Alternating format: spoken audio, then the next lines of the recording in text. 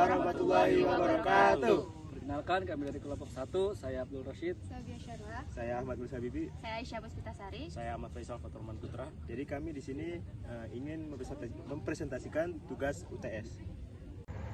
Sokrates. Sokrates lahir dari seorang ayah bernama Sophroniscus, sedangkan ibunya bernama Phairnarete pada tahun 470 sebelum Masehi. Sokrates adalah seorang filsuf dari Yunani. Ia merupakan salah satu pemikir antroposentrisme yang hidup pada masa Yunani klasik. Pemikiran filsafat Sokrates bertujuan untuk mengenal manusia dengan memahami alam semesta melalui teori. Perhatian utama dalam pemikiran filsafat Sokrates adalah mengenai hakikat dari kehidupan manusia. Ia mengubah perhatian filsafat dari filsafat alam menjadi filsafat manusia. Pendekatan yang digunakan ialah rasionalisme. Ia mengkaji seluruh bidang pemikiran selama kajiannya dapat mempergunakan akal. Sokrates memulai setiap pemikiran filsafat dengan keingintahuan. Ia kemudian menjadikan rasa ingin tahu ini sebagai awal dari kebijaksanaan. Kemampuannya dalam menggunakan metode dialog membuatnya memperoleh simpati dari para pemuda. Sementara itu, Sokrates dimusuhi oleh para penganut kepercayaan dewa dan Tuhan karena dia dianggap merusak moral para pemuda dan menolak keberadaan dewa dan atau Tuhan yang diakui oleh negaranya. Sokrates merupakan salah satu tokoh yang mulai memperkenalkan istilah filsafat di lembaga pendidikan. Sokrates menggunakan metode filsafat yang dikenal sebagai metode kebidanan yang menjadi awal pengembangan metode induktif secara de facto. Pengaruh pemikiran Sokrates menyebar dari negaranya yaitu Athena hingga ke dunia barat. Pemikiran Sokrates. Pertama, tentang pendidikan.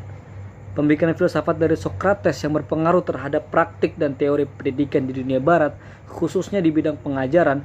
Sokrates mengembangkan pengajaran metode dialektika. Fungsi dari pengajarannya adalah untuk melatih kecermatan individu dalam berpikir dan menguji dirinya sendiri serta memperbaiki pengetahuan yang telah diketahuinya sebelumnya.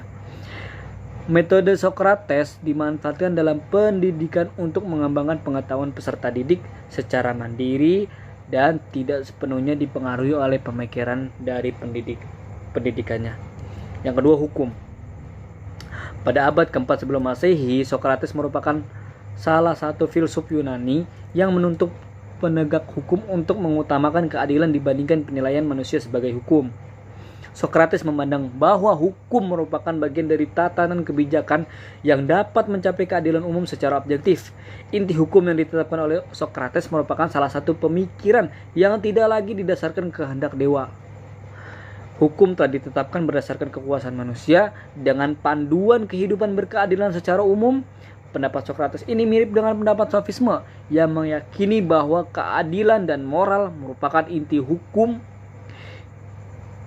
yang kemudian menjadi pedoman hidup. Pandangan Sokrates mengenai hukum kemudian mempengaruhi Plato dalam memikirkan tentang hukum.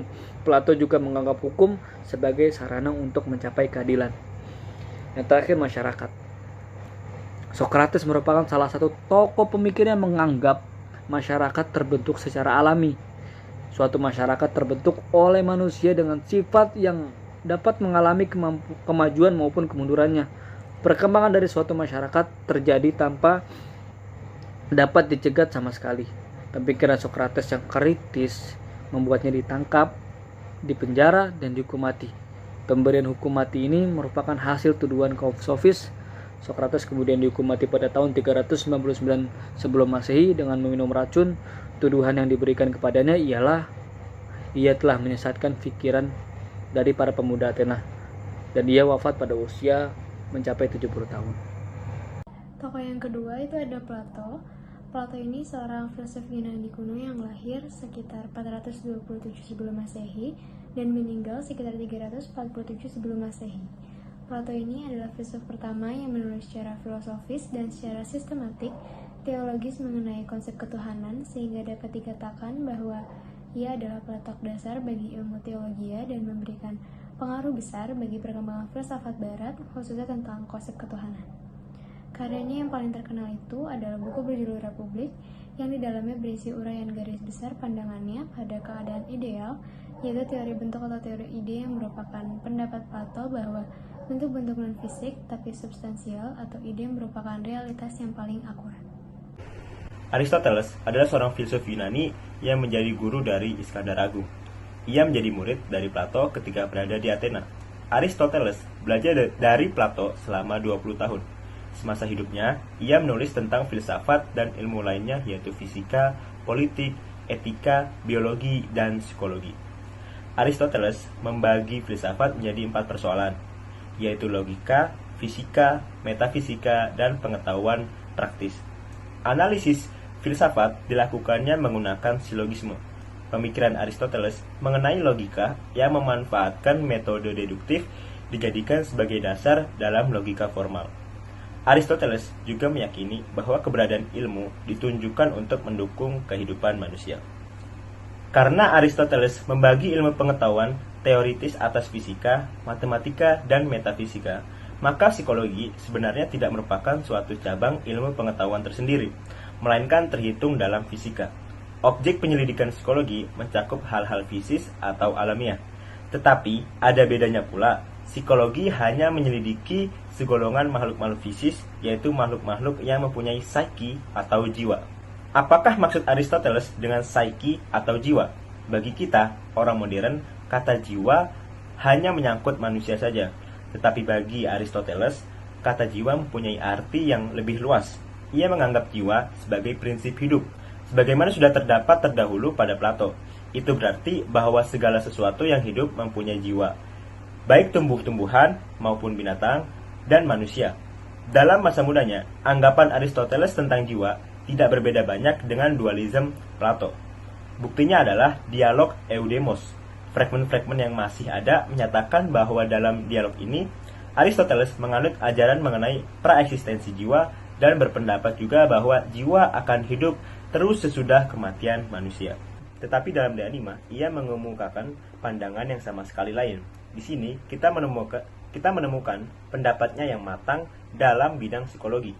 Jiwa dan badan dianggap sebagai dua aspek yang menyangkut satu substansi saja. Dua aspek ini mempunyai hubungan satu sama lain sebagai materi dan bentuk. Sebagaimana semua makhluk fisis terdiri dari materi dan bentuk.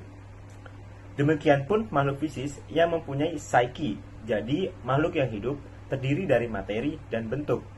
Badan adalah materi dan jiwa adalah bentuknya. Karena materi dan bentuk masing-masing mempunyai peranan sebagai potensi dan aktus. Dengan demikian, kita dapat mengerti definisi tentang jiwa yang diberikan dalam De Anima. Aristoteles mendefinisikan jiwa sebagai aktus atau entelekia pertama dari suatu organisme. Karena jiwa adalah aktus yang paling fundamental. Aktus ini mengakibatkan badan menjadi badan yang hidup. Semua aktus lain merupakan aktus yang kedua, yang berdasarkan aktus pertama tadi. Sebuah contoh kiranya dapat menjelaskan maksudnya. Jika seekor kucing mengeong, itulah suatu aktualisasi itu dilaksanakan oleh suatu aktus. Tetapi aktus yang terakhir ini merupakan aktus yang kedua terhadap suatu aktus yang pertama, yaitu aktus yang membuat kucing menjadi seekor kucing. Kucing tidak menjadi kucing karena aktus mengeong. Kucing adalah kucing karena jiwanya. Jiwa merupakan aktus yang pertama. Yang keempat ada Thales. Thales lahir di kota Miletus pada tahun 624 sebelum Masehi dan meninggal pada tahun 546 sebelum Masehi. Thales adalah seorang filsuf yang mengawali sejarah filsafat barat pada abad ke-6 sebelum Masehi. Pemikiran Thales dianggap sebagai kegiatan berfilsafat pertama dan disebut sebagai bapak filsafat, karena mencoba menjelaskan dunia dan gejala-gejala di dalamnya tanpa bersandar pada mitos, melainkan pada rasio manusia. Ia juga dikenal sebagai salah seorang dari 7 orang bijaksana atau hoi heptasopoi yang oleh Aristoteles diberi gelar filsuf yang pertama. Selain sebagai filsuf, Thales juga dikenal sebagai ahli geometri, astronomi, dan politik. Bersama dengan Anaximandros dan Anaximenes, Thales digolongkan ke dalam mazhab Miletos. Thales tidak meninggalkan bukti-bukti tertulis mengenai pemikiran filsafatnya. Pemikiran Thales terutama didapatkan melalui tulisan Aristoteles tentang dirinya. Aristoteles mengatakan bahwa Thales adalah orang yang pertama kali memikirkan tentang asal mula terjadinya alam semesta. Karena itulah, Thales juga dianggap sebagai perintis filsafat alam atau natural philosophy.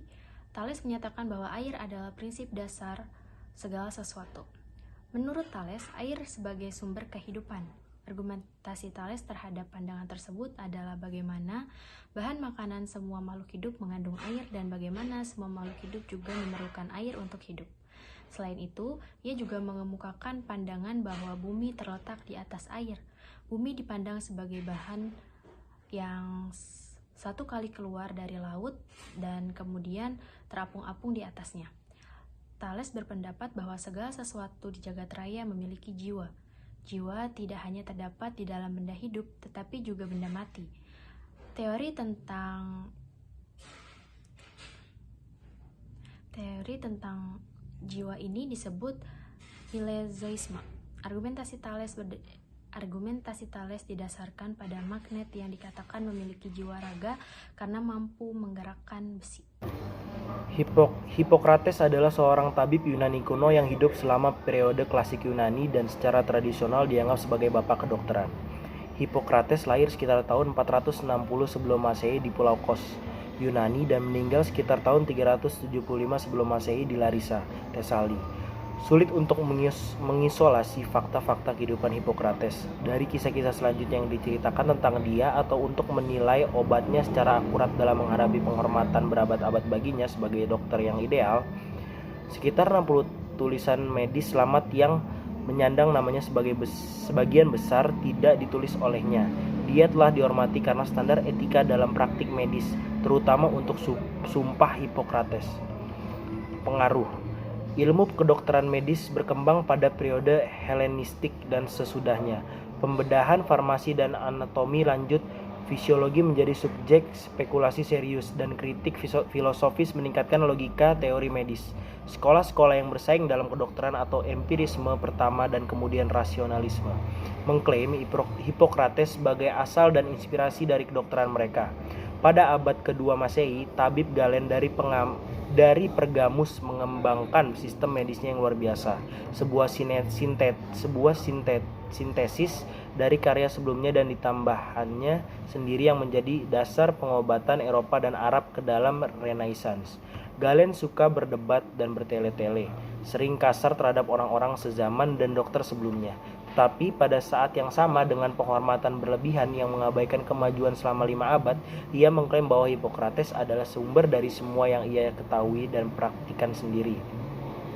Untuk dokter selanjutnya, Hippocrates berdiri sebagai sumber inspirasional, sementara Galen yang lebih sulit menawarkan rincian substansial.